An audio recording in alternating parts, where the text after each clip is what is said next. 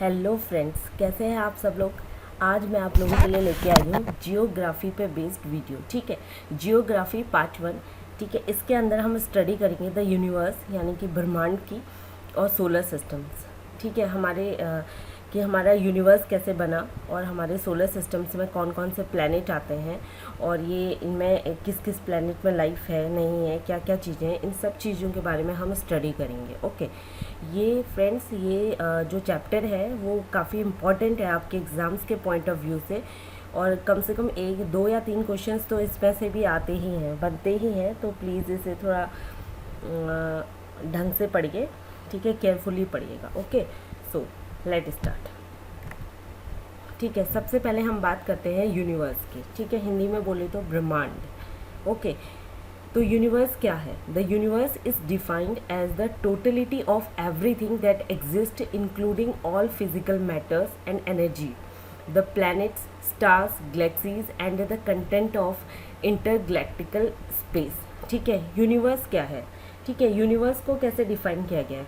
तो यूनिवर्स वो है जहाँ पर सब कुछ है, टोटलिटी ऑफ एवरीथिंग, मतलब कि सारी चीज़ें जो एग्जिस्ट करती हैं उसके अंदर आती हैं, जैसे कि फिजिकल मैटर्स हैं, हमारी जो एनर्जी है, प्लैनेट्स हैं, स्टार्स हैं, गैलेक्सीज हैं, कॉमेट्स हैं, the content of inter galactical space है, ये सारी चीज़ें हमारी यूनिवर्स के अंदर आती हैं। ठीक है, अगर हम नॉर्मली अगर यूनिवर्स की जो स्टडी है, ठीक है, उसको हम क्या कहते हैं? उसको कहते हैं कॉस्मोलॉजी।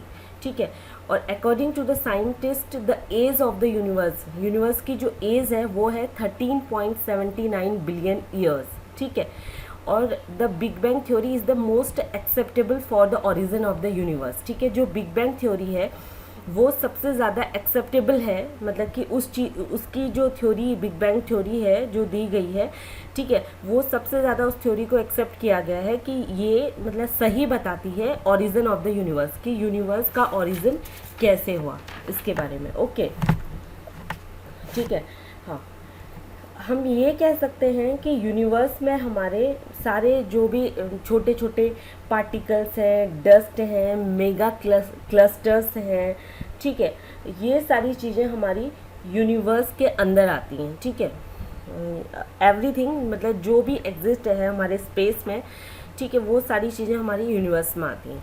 अब गैलेक्सीज़ की बात करें तो गैलेक्सी क्या होते हैं? Galaxy is a collection of millions और billions of stars and planet, hydrogen gas cloud and dust are held together by gravitational pull।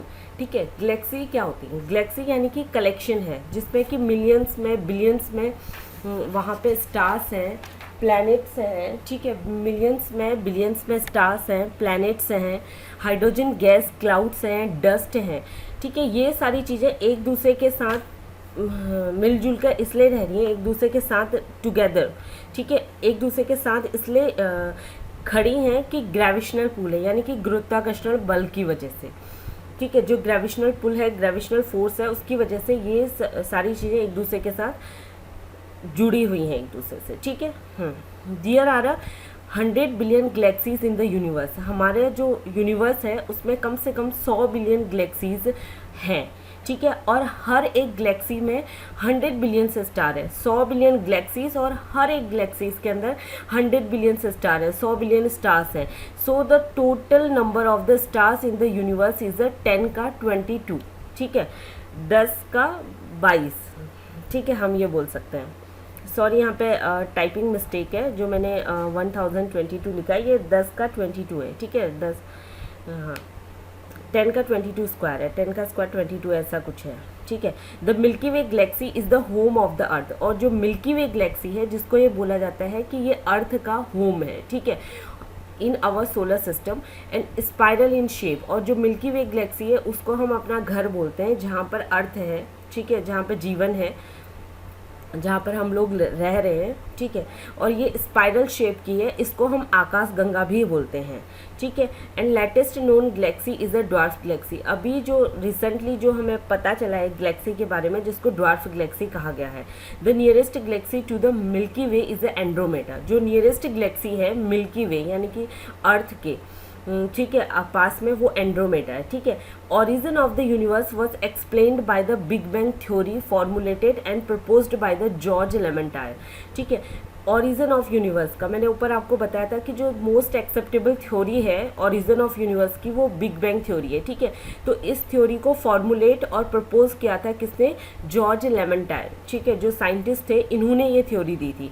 तो Big Bang was an explosion that occurred 15 billion years ago leading to the formation of a galaxy, star and other bodies. ठीक है, इन्होंने क्या बोला था? Big bang क्या बोलता है कि एक एक्सप्लोशन हुआ, यानी कि एक विस्फोट हुआ आज से 15 बिलियन ईयर्स पहले, मतलब कि साल पहले, जिससे क्या हुआ कि फॉर्मेशन हुआ गैलेक्सीज का, स्टार्स का और जो दूसरी बॉडीज़ हैं उनका।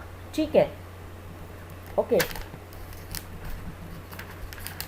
और अगर मैं बात करूं कि मॉडर्न, एक चीज़ मैं आपको और बता दूं, अगर मैं मॉडर्न थॉट के बारे में बात करूं तो हमारा जो यूनिवर्स है, ठीक है, उसको 2 पार्ट्स में डिवाइड किया गया है, जो कि एक तो है स्पेस, दूसरा एटमॉस्फेयर। ठीक है, अभी का जो मॉडर्न कंसेप्ट है उसके अकॉर्डिंग यूनिवर्स जो है उसको 2 पार्ट्स में डिवाइड किया गया है। That is first is the atmosphere and the second is a space.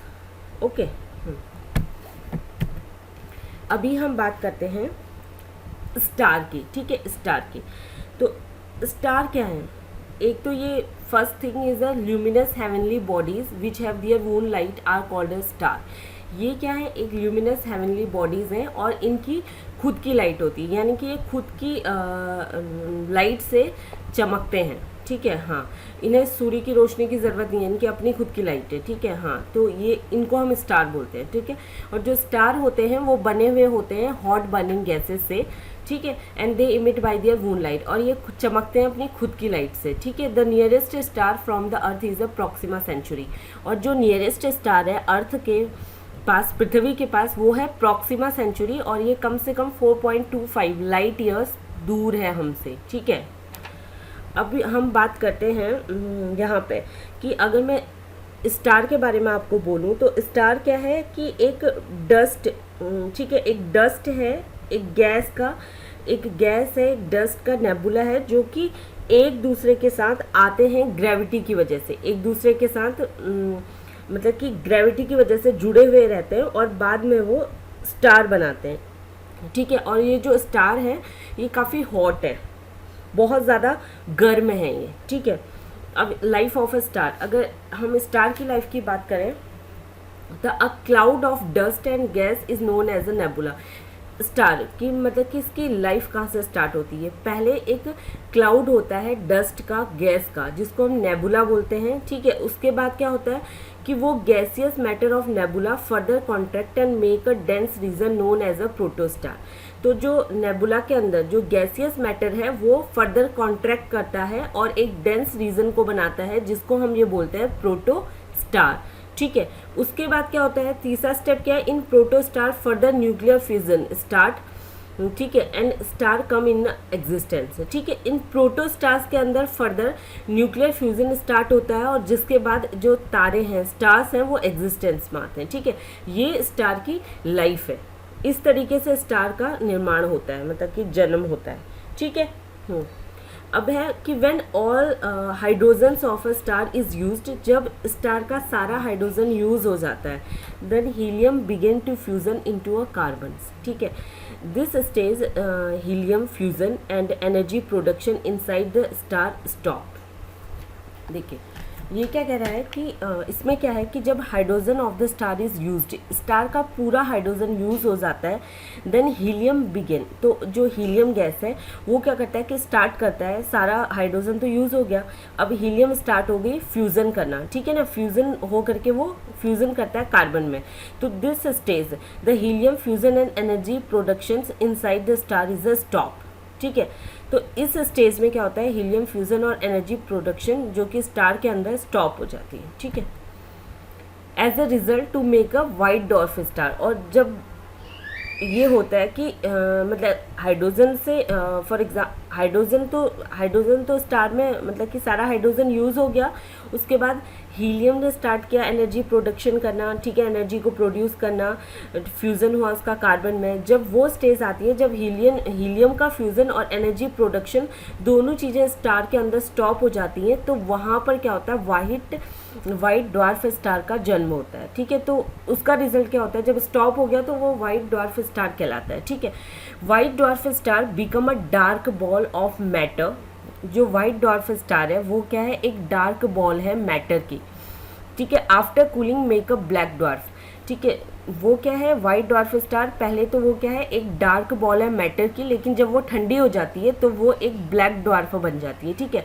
White dwarf star is a dead star. White dwarf star जिसको डेड स्टार बोलते हैं because the end of a fusion reaction energy production, क्योंकि वो and हो जाता है वहाँ पे, उसके अंदर फ्यूज़न रिएक्शन और एनर्जी प्रोडक्शन का एंड हो जाता है। उसके बाद ही जब स्टार के अंदर फ्यूज़न रिएक्शन और एनर्जी प्रोडक्शन का एंड हो जाता है तो वो वाइट ड्वार्फ स्टार कहलाता है, तो हम उसे डेड स्टार भी बोलते हैं, ठीक है।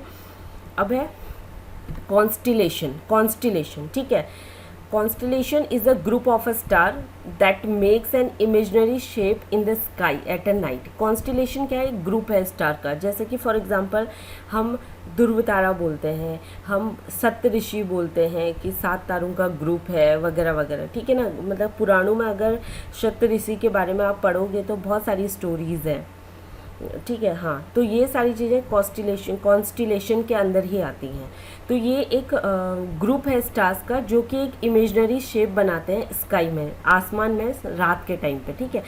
It help in a navigation of a sea vessels during the night, मतलब कि जब रात को पानी के जहाज़ सी वेसल्स चलते हैं, यानी कि बोल सकते हैं कि मालवाहक जहाज़ जो होते हैं पानी के, जब वो रात को चल रहे हैं समंदर में तो उन्हें नहीं पता ना कि कौन से डायरेक्शन में जाना है, तो वो एंगल के हिसाब से ही अपना डायरेक्शन ढूंढते हैं कि इतना एंगल है तो इतने एंगल में इस देश को जाना है, इतने एंगल में इस देश को जाना है, ठीक है। तो ये जो सप्तऋषि यानी कि जो कॉन्स्टिलेशंस होते हैं, ग्रुप ऑफ स्टार्स, ये हेल्प करते हैं उनकी डायरेक्शंस को ढूंढने में, because they are seen in a fixed direction during the period of time in a years, क्योंकि ऐसा माना जाता है कि ये दिखते हैं एक फिक्स्ड डायरेक्शन में, ठीक है, during the period of a times in the year, मतलब कि इनका फिक्स टाइम है कि इस साल में, इस ईयर में, इस टाइम पर ये इस डायरेक्शन में दिखेंगे। तो इनके डायरेक्शंस की वजह से ये काफ़ी हेल्पफुल होता है जो मालवाहक जहाज़ होते हैं उनको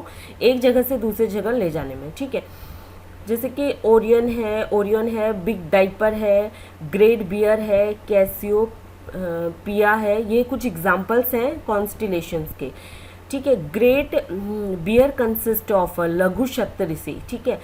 अभी जो ग्रेट बियर होता है जो कि कंसिस्ट है, बना हुआ है लघु सप्तऋषि और Vrihat Saptarishi, seen in the early night during summer, ठीक है। अर्ली नाइट यानी कि जल्दी रात को, जैसे नाइट हुई 7-8 बजे, उसके बाद अर्ली नाइट में 11-12 बजे के आसपास में ये दिखने लगते हैं गर्मियों के टाइम पे, ठीक है। कम से कम 88 कॉन्स्टिलेशंस जो हैं वो जो रिकॉग्नाइज्ड हैं, जिनके बारे में अभी तक पता है, ठीक है।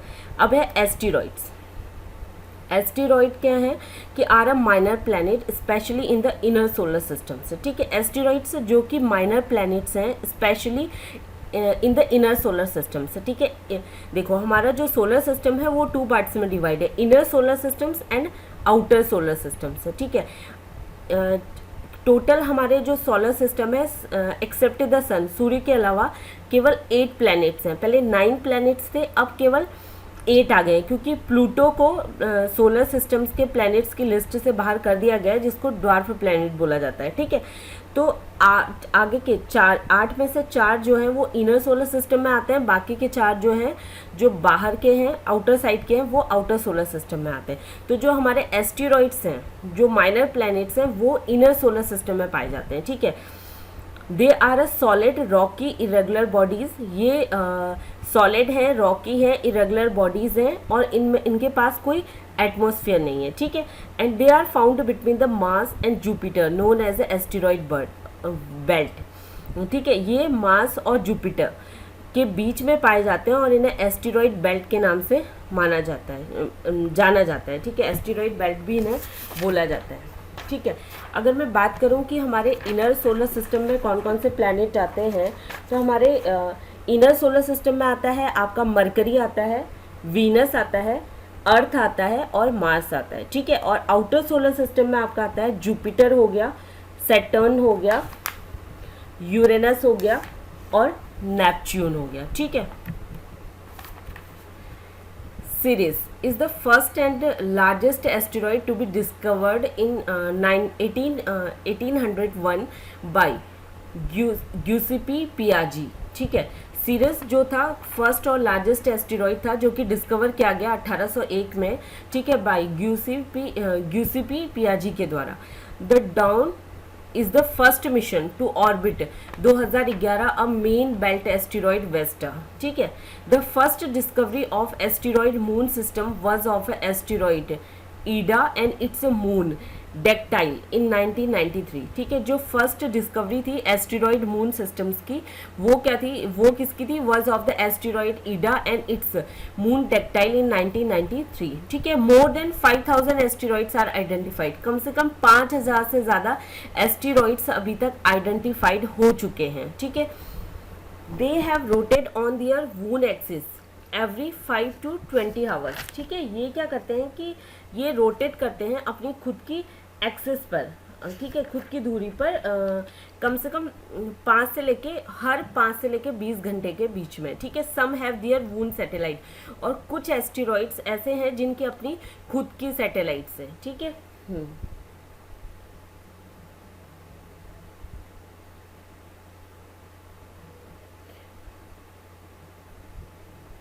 और ये क्या करते हैं कि जो एस्टेरॉइड्स हैं ये क्या करते हैं कि they are revolve around the sun, ये सूर्य के चारों ओर चक्कर लगा रहे हैं ये भी, ठीक है। एक तो मैंने ये बताया कि मार्स और जुपिटर के बीच में मिलते हैं, इनको एस्टेरॉइड बेल्ट भी माना जाता है। दूसरा ये क्या है कि ये क्या कर रहे हैं कि सूर्य के चारों ओर चक्कर लगा रहे हैं, ठीक है। They revolve around the sun, okay. अब हम बात करते हैं मीटेरॉइड्स एंड मीटियोराइट्स, ठीक है। They are called the shooting stars, हम इनको शूटिंग स्टार्स भी कहते हैं। Meteors are the fragments of a rock coming towards the earth, meteors वो हैं जो फ्रेगमेंट हैं उन सारे रॉक्स की जो कि पृथ्वी की तरफ आ रहे हैं, ठीक है। जो भी रॉक्स हैं, चट्टानें हैं जो उड़ती हुई पृथ्वी की तरफ आ रही है, ये उनके फ्रेगमेंट्स हैं। Due to the collision of asteroids with one another, अब ये जो फ्रेगमेंट्स हैं रॉक ये मतलब कि जो फ्रेगमेंट्स हैं रॉक के जो आ रहे हैं पृथ्वी की तरफ, वो क्यों आ रहे हैं कि जो एस्टेरॉइड्स हैं उनका कॉल्यूशन हो रहा है एक दूसरे के साथ, ठीक है, आपस में टकरा रहे हैं जिसकी वजह से ये पृथ्वी की तरफ आ रहे हैं। एंड सेकेंड है meteor are usually a small and burn up before they reach the earth surface, okay. Meteor जो होते हैं वो यूजुअली काफ़ी छोटे होते हैं और ये पहले ही जल करके नष्ट हो जाते हैं, पृथ्वी की सरफेस में पहुंचने से पहले ही ये जल करके नष्ट हो जाते हैं, ठीक है। जब when they are a large and do not burn completely they land on the earth surface are known as a meteorites, ठीक है। जब ये बड़े होते हैं और कम्प्लीटली बर्न नहीं हो पाते हैं, यानी कि कम्प्लीटली ये जल नहीं पाते हैं और ये लैंड कर जाते हैं अर्थ की सरफेस पर, तो तब हम इन्हें कहते हैं meteorites, okay. They have provided the earth with a source of amino acid and the building block of life, ये जो है ये हम अर्थ को एमिनो एसिड का सोर्स है, ये अर्थ पर जो एमिनो एसिड है उसका एक सोर्स है, ये हमें वो प्रोवाइड करते हैं जो कि एक बिल्डिंग ब्लॉक है लाइफ का, ठीक है। Meteoroids become the shooting stars, यानी कि मीटोर्स, ठीक है, ये शूटिंग स्टार बनते हैं meteors when they interact with the planet atmosphere, ठीक है। जब ये इंटरेक्ट करते हैं प्लैनेट के एटमॉस्फेयर के साथ और causes a streak of light, और ये क्या करता है एक लाइट जैसा, एक स्ट्रीक ऑफ लाइट जैसा दिखता है उसके बाद, ठीक है। कॉमेट्स क्या है, कॉमेट्स यानी कि they are a visitors of a solar systems, हम ये बोल सकते हैं कि ये विजिटर्स हैं सोलर सिस्टम्स के, ठीक है। They are a very spectacular and unpredictable bodies in the solar systems, मतलब कि इन्हें प्रिडिक्ट नहीं किया जा सकता, यानी कि इनका अनुमान ही नहीं लगाया जा सकता, ये कभी भी आ टपक सकते हैं हम सोलर सिस्टम पर, ठीक है। इनको इनके बारे में पता ही नहीं है, प्रिडिक्ट ही नहीं कर सकते हम। Comets move around the sun in a regular orbit, ये सूर्य के चारों ओर एक रेगुलर ऑर्बिट में घूमते रहते हैं। It takes 100 and sometimes thousands of years to complete one revolution of the sun, ये कभी 100 कभी 1000 से भी ज़्यादा, थाउजेंड्स ऑफ ईयर्स से भी ज़्यादा समय लेते हैं एक चक्कर लगाने पर सूर्य के चारों ओर, ठीक है। Comets are a snow ball made up of a frozen gases. ये क्या है, स्नो बॉल है, यानी कि बर्फ का गोला बोल सकते हैं, बर्फ की बॉल, ठीक है, जो कि फ्रोजन गैसेस से बने हुए हैं and held together Rocky and metallic materials, और होल्ड करा हुआ है इन्होंने साथ में रॉकी और मेटेलिक मटेरियल्स को, ठीक है। Comet Halley makes an appearance in the year 1066, ठीक है। एक कॉमेट हेली है जो कि अपीयरेंस में आया था 1066 में, Halley the last appearance in 1986, और हेली करके एक है जो कि लास्ट बार अपीयर्ड हुआ था 1986 में इनर सोलर सिस्टम में, और ऐसा माना जा रहा है कि शायद अगली ये नेक्स्ट टाइम अपीयर होगा 2061 में, ठीक है। लाइट ईयर्स की बात करें, लाइट ईयर्स क्या होते हैं कि light years is a large distance in the outer space. जो आउटर स्पेस की जो लार्ज डिस्टेंस है हम उसको मेजर करते हैं लाइट ईयर्स में, ठीक है ना। एक तरह से ये एक तरह से लाइट ईयर पैमाना है कि जो हमारी लार्ज डिस्टेंस है आउटर स्पेस की, हम इसके थ्रू उसको नापते हैं लाइट ईयर्स के थ्रू, ठीक है। 1 लाइट ईयर्स जो कि इक्वल होता है 9.461 इंटू 10 का 12 किलोमीटर के बराबर, ठीक है।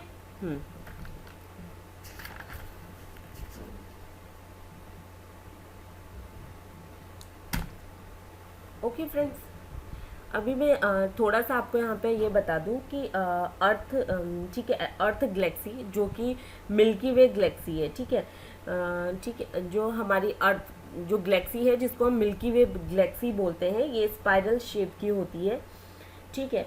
और ये एक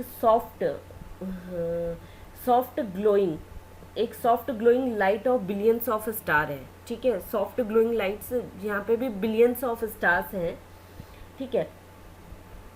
ये स्टार्स क्या हैं कि काफ़ी दूर हैं, लेकिन ये देखे जा सकते हैं, ठीक है। हम इन्हें नेक्ड आइट से केवल देख सकते हैं, अपनी नंगी मतलब कि देख सकते हैं कॉन्स्टिलेशंस को जो है हमारे, ठीक है, सप्तऋषि, इन स्टार्स को ही हम अपनी आंखों से देख सकते हैं, ठीक है। और सेपरेटली हम इन्हें नहीं देख पाते हैं, ठीक है। और कम से कम ये क्या करते हैं कि जो ये स्टार्स हैं कम से कम ये 250 मिलियन ईयर्स लेते हैं, ठीक है, एक रिवोल्यूशंस को कंप्लीट करने में, यानी कि एक चक्कर लगाने में है ना 250 मिलियन ईयर्स लगते हैं, ठीक है। ये इंपॉर्टेंट है कि 250 मिलियन ईयर्स एक स्टार्स को एक रिवोल्यूशन लगाने में लगता है, ठीक है। ओके, आगे बढ़ते हैं। अब है सोलर सिस्टम की हम बात करते हैं। अभी तक तो हम यूनिवर्स की बात कर रहे थे, जिसमें यूनिवर्स में हमने कॉमेट्स के बारे में जाना, हमने कॉन्स्टिलेशन के बारे में जाना, हमने स्टार्स के बारे में जाना, हमने एस्टेरॉइड्स के बारे में जाना, हमने मीटर्स के बारे में जाना, ठीक है। इन सब चीज़ों के बारे में, हमें गैलेक्सीज क्या होती हैं हमने ये जाना। अब आता है सोलर सिस्टम।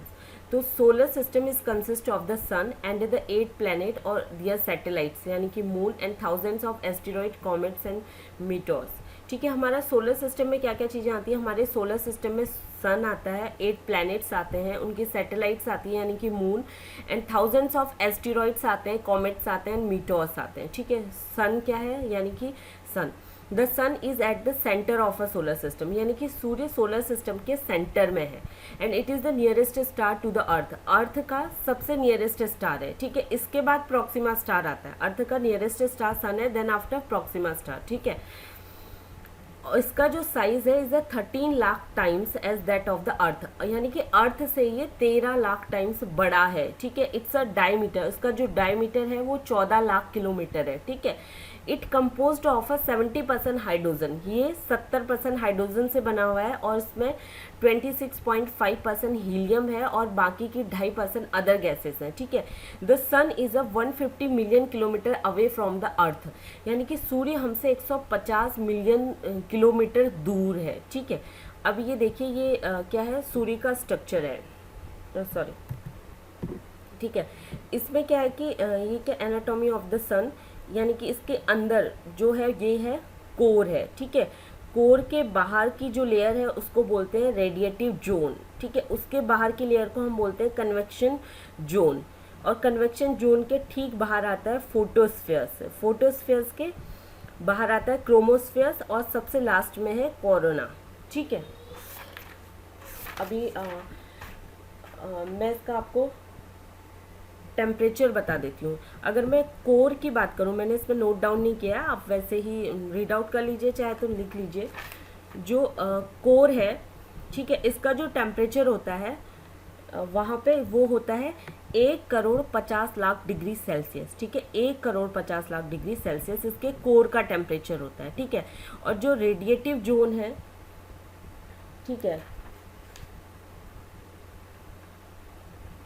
ठीक है, हाँ सॉरी, जो इसका कन्वेक्शन जोन है, इसका टेम्परेचर होता है 20 लाख डिग्री सेल्सियस, ठीक है। और जो कन्वेक्शन जोन के बाद जो फोटोस्फीयर आता है, फोटोस्फीयर का टेम्परेचर है 6000 डिग्री सेल्सियस, ठीक है। उसके बाद आता है आपका क्रोमोस्फीयर, क्रोमोस्फीयर जिसका टेम्परेचर है 4320 डिग्री सेल्सियस। और लास्ट में आता है आपका कोरोना, ठीक है, कोरोना जिसका टेम्परेचर है 20 लाख डिग्री सेल्सियस, ठीक है। तो इस चीज़ को आप पढ़ लीजिएगा, ठीक है। वो मैंने मेंशन नहीं किया इसमें टेम्परेचर, वो इतना इम्पोर्टेंट नहीं लगा मुझे, ठीक है। अब है the period of revolution of sun around the galactic centre is 250 million years, ठीक है। जो पीरियड है रिवोल्यूशन ऑफ द सन, सूर्य का गैलेक्टिक सेंटर के चारों ओर लगाने का जो टाइम है एक चक्कर को कंप्लीट करने में, उसमें उसे 250 मिलियन ईयर्स लगते हैं, ठीक है। The core of the sun is consist of a hydrogen atom, okay.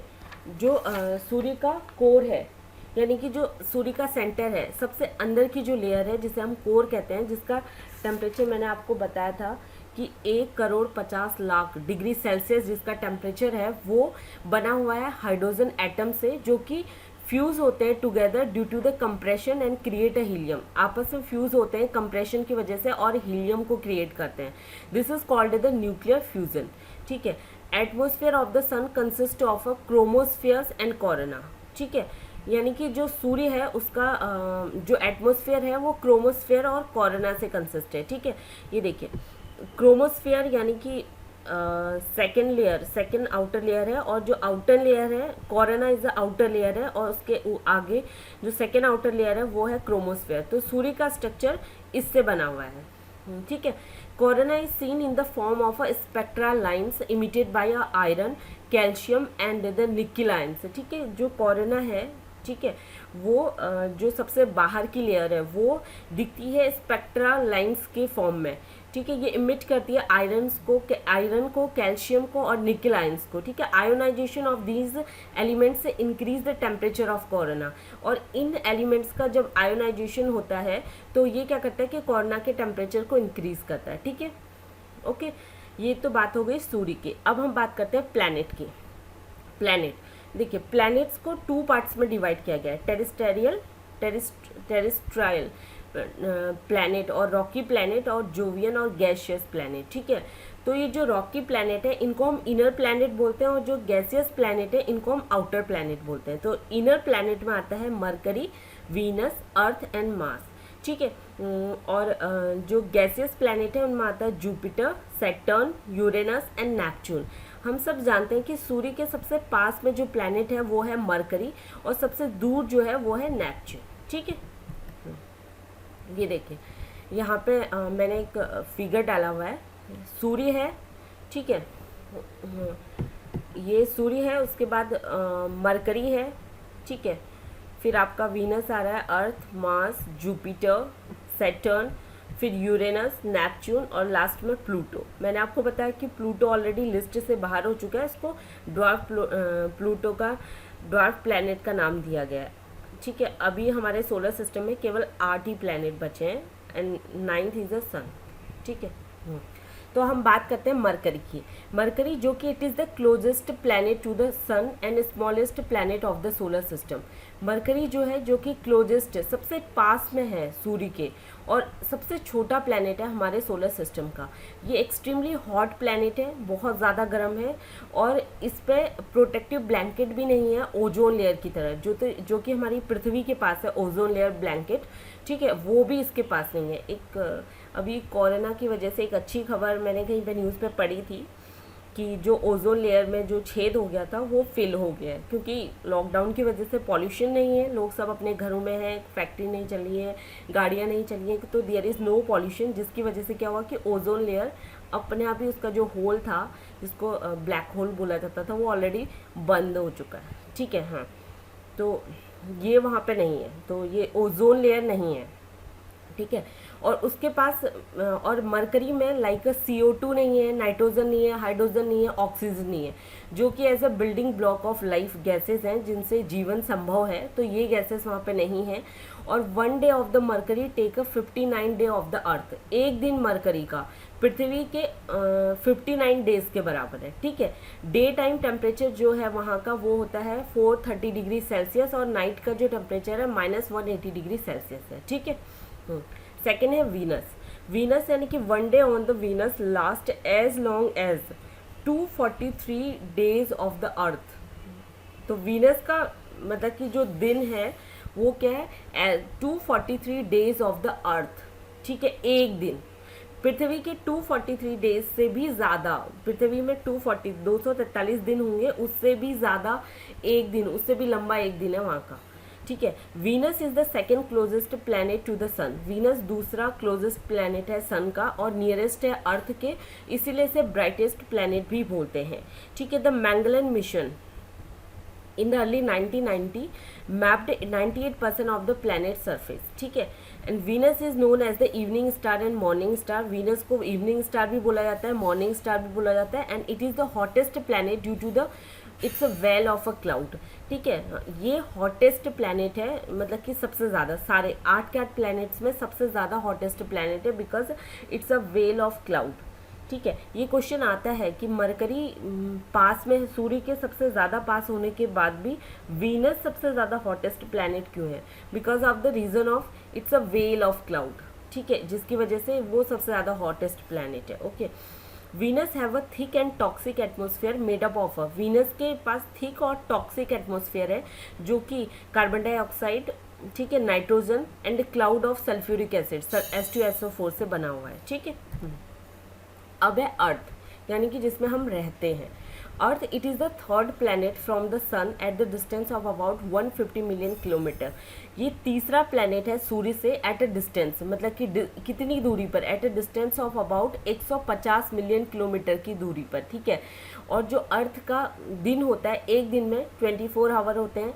ठीक है, अर्थ क्या करती है कि it takes a 23 hour 56 minutes and 4.091 second to rotate on its axis. उसे अपनी धुरी पर एक चक्कर लगाने में इतना समय लगता है। ठीक है, और सूर्य के चारों ओर एक चक्कर लगाने में उसे कितना वक्त लगता है, ये लेती है, तो पृथ्वी लेती है 365 दिन 5 घंटे और 48 मिनट। ठीक है, earth is known as a blue planet and watery planet. Earth को ब्लू प्लैनेट भी बोला जाता है, वाटरी प्लैनेट भी बोला जाता है, because of the huge amount of water, क्योंकि अर्थ में 2/3 पार्ट तो अर्थ का वाटर से ही भरा हुआ है और 1/3 में लाइफ है। ठीक है, the earth has the essential element like a CO2। अर्थ के पास इसेंशियल एलिमेंट है carbon dioxide, hydrogen, nitrogen, oxygen for the origin of life. ठीक है, जिससे कि जीवन संभव है। द अर्थ बहुत ज़्यादा, ना तो बहुत ज़्यादा ठंडी है, ना ही बहुत ज़्यादा गर्म है, तो इसमें एक गोल्डी लॉक जोन है। ठीक है, the earth has a lot of water in the form of lake, river and ocean. Earth के पास काफ़ी सारा वाटर है, लेक के फॉर्म में, रिवर्स और ओशियंस के फॉर्म में। It has a sufficient amount of oxygen for the survival of life का, मतलब कि एक सफिशिएंट अमाउंट है ऑक्सीजन का कि आदमी जिंदा रह सकता है। ठीक है, earth has a protective blanket of a ozone layer. Earth के पास एक प्रोटेक्टिव ब्लैंकेट है ओजोन लेयर, जो कि हमें प्रोटेक्ट कर सकती है हार्मफुल अल्ट्रावायलेट रेज से। ठीक है, मास की बात करें तो ये इनर प्लैनेट्स की अगर हम बात करें तो ये चौथा प्लैनेट्स है। ठीक है, iron rich red soil pink sky of Mars give it the name red planet. ठीक है, आयरन रिच यानी कि रेड सॉइल है वहाँ पर।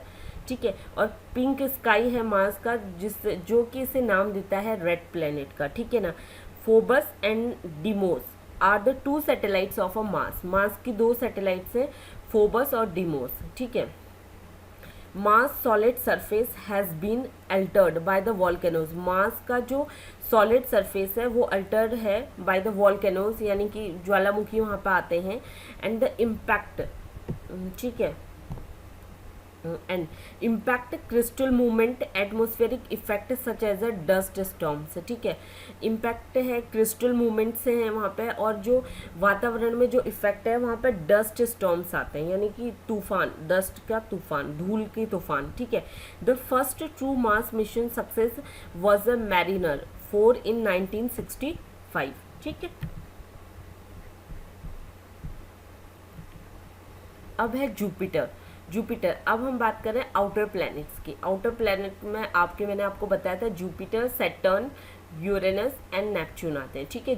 Jupiter is the largest planet of our solar system, हमारे सोलर सिस्टम का सबसे बड़ा प्लैनेट है, ठीक है। Jupiter is known as a winter planet, Jupiter को हम विंटर प्लैनेट भी बोलते हैं बिकॉज इसका जो एवरेज टेम्परेचर है इज अ वेरी लो, यानी कि 148 डिग्री सेल्सियस है, ठीक है। Ganymede satellite of Jupiter is the largest satellite in the solar system. Ganymede satellite जो कि जुपिटर की है, जो कि लार्जेस्ट सैटेलाइट है पूरे सोलर सिस्टम में, ठीक है। Jupiter has a 50 known moons, Jupiter के 50 मून्स यानी कि चंद्रमा ऐसे हैं जो कि जाने गए हैं, और with additional 17 moons awaiting the confirmation, और 7 और मून हैं जो कि अभी कन्फर्मेशन का वेट कर रहे हैं, तो टोटल वहाँ पे 67 मून हो गए, ठीक है। The Juno mission arrived in Jupiter in 2016 में, ठीक है। अब है Saturn. Saturn is the second largest planet of the solar system. Saturn जो है वो सेकेंड लार्जेस्ट प्लैनेट है हमारे सोलर सिस्टम का। Saturn has the bright concentric rings and which are made up of ice and ice covered dust particles है, ठीक है ना।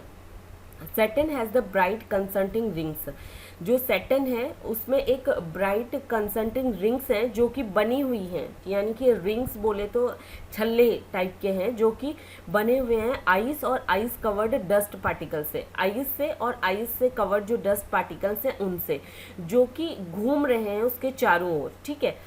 Titan is the largest satellite of Saturn. Titan जो कि largest satellite है सैटर्न की, और सैटर्न का जो एटमॉस्फेयर है वो हाइड्रोजन और हीलियम से बना हुआ है, ठीक है। सैटर्न के पास टोटल 62 मून्स हैं, ठीक है। नेक्स्ट है Uranus. This planet is appear in a greenish colour because of the methane gas present in its atmosphere, ठीक है। यूरेनस जो कि जिसको ग्रीन प्लैनेट भी बोलते हैं, ये ग्रीनिश कलर में दिखता है बिकॉज मीथेन गैस उसके एटमॉस्फेयर में प्रेजेंट है इसलिए।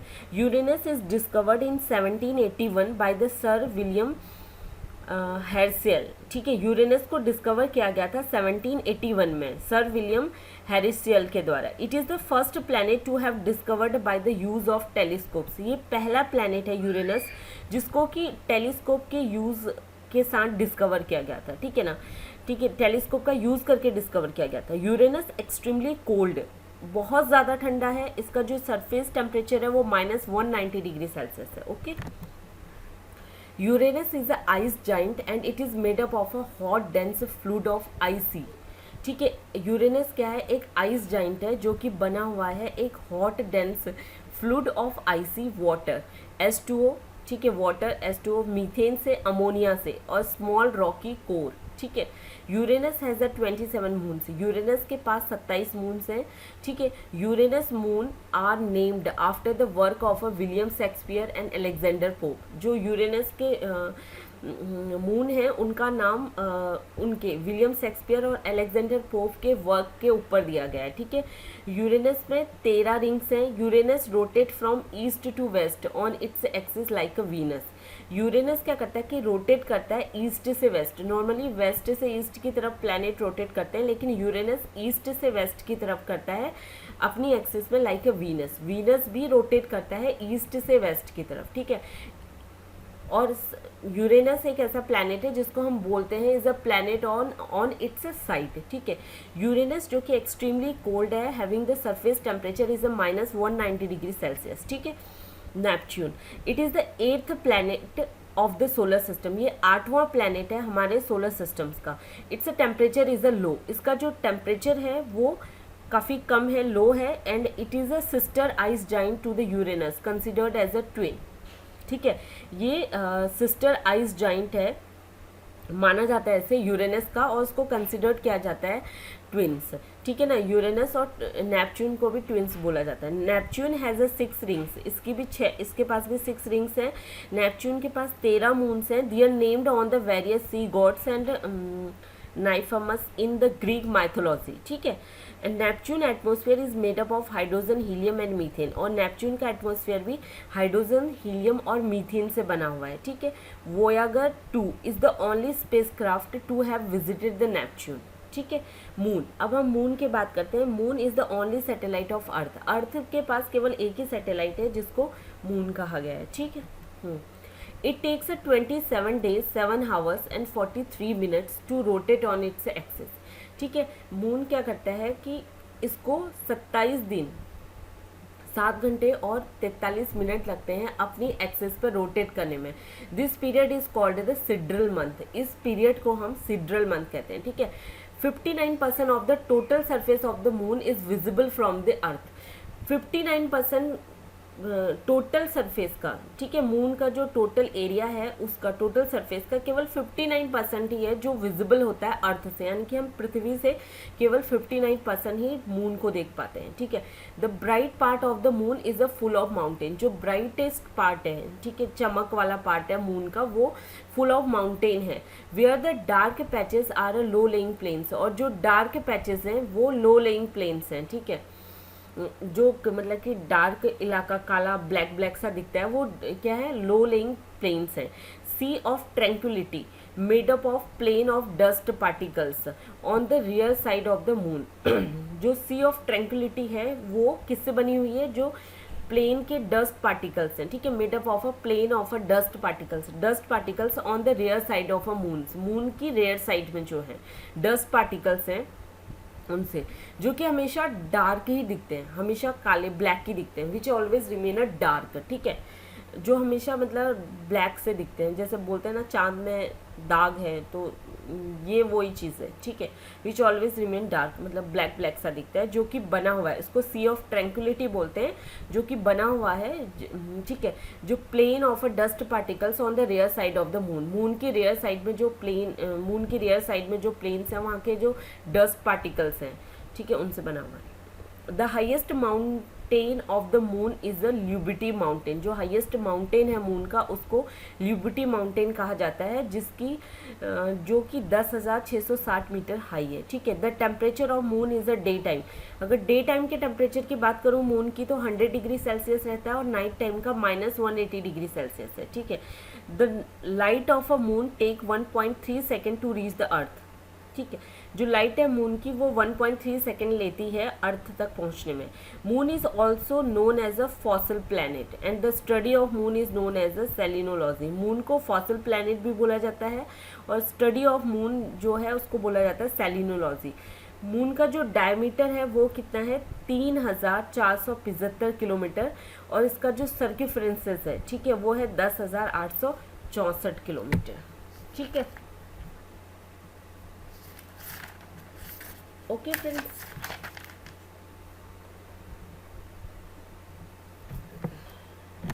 और एक बात मैं और बता दूं आप लोगों को कि जो साइज़ है मून का वो क्या है, वो है 1/4 of the size of the अर्थ, मतलब कि अर्थ का जितना साइज़ है उसका 1/4 साइज़ है मून का, ठीक है।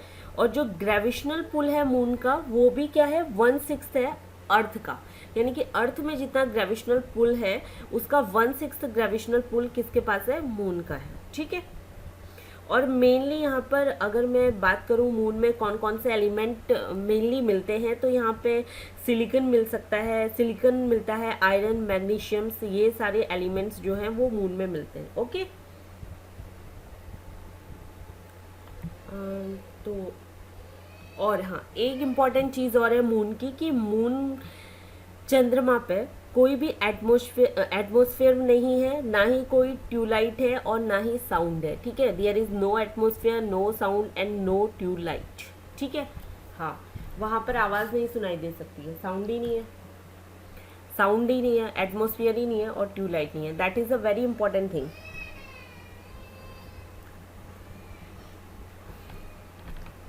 ओके। अब ये देखिए, ये अब मोस्ट इम्पॉर्टेंट क्वेश्चंस हैं कुछ जो आपके एग्जाम्स में पूछे जा सकते हैं कि the brightest planet is a Venus, ठीक है। इवनिंग स्टार वीनस को बोला जाता है, मॉर्निंग स्टार भी वीनस को बोला जाता है, हॉटेस्ट प्लैनेट भी वीनस को बोला जाता है sorry. Nearest planet to the earth यानी कि वीनस है, अर्थ ट्यून भी वीनस को बोला जाता है। फास्टेस्ट रोटेशन इन अ सोलर सिस्टम वो जुपिटर है, जो सबसे ज़्यादा सोलर सिस्टम में सबसे जल्दी रोटेट करता है जुपिटर है। सबसे धीरे रोटेट करने वाला प्लैनेट वीनस है। ग्रीन प्लैनेट यूरेनस को बोला जाता है, ब्लू प्लैनेट अर्थ को बोला जाता है, रेड प्लैनेट मार्स को बोला जाता है। स्मॉलेस्ट प्लैनेट मरकरी है, बिगेस्ट प्लैनेट जुपिटर है, कोल्डेस्ट प्लैनेट नेपच्यून है, closest star to the sun is a Proxima Centauri. Densest planet क्या है? अर्थ है। लीस्ट डेनेस्ट प्लैनेट सैटर्न है। स्मॉलेस्ट सैटेलाइट जो है डिमोस है। बिगेस्ट सैटेलाइट ज्ञानमेडा है। Only satellite with an atmosphere like a earth, केवल ऐसी सैटेलाइट जिसमें अर्थ की तरह एटमोसफियर है वो है टाइटन। ठीक है फ्रेंड्स, बस फ्रेंड्स आज के लिए इतना ही। अगर आप लोगों को मेरा वीडियो पसंद आया हो तो प्लीज़ इसे लाइक कीजिए, शेयर कीजिए और हाँ सब्सक्राइब ज़रूर कीजिए और अपने दोस्तों को फॉरवर्ड कीजिए जो भी एग्ज़ाम्स की प्रिपरेशन कर रहे हैं। ठीक है, आप जिस भी एग्ज़ाम की तैयारी कर रहे हैं, चाहे वो एसएससी हो, आरआरबी, एनटीपीसी हो, यूपीएससी हो, एमपीएससी हो, एमपीपीएससी हो या अदर कोई भी स्टेट सर्विस के एग्ज़ाम्स हो, उनके लिए ये वीडियो काफ़ी हेल्पफुल है उन लोगों के लिए। ठीक है, आई होप आप लोगों को पसंद आएगा। Okay, bye bye and good luck.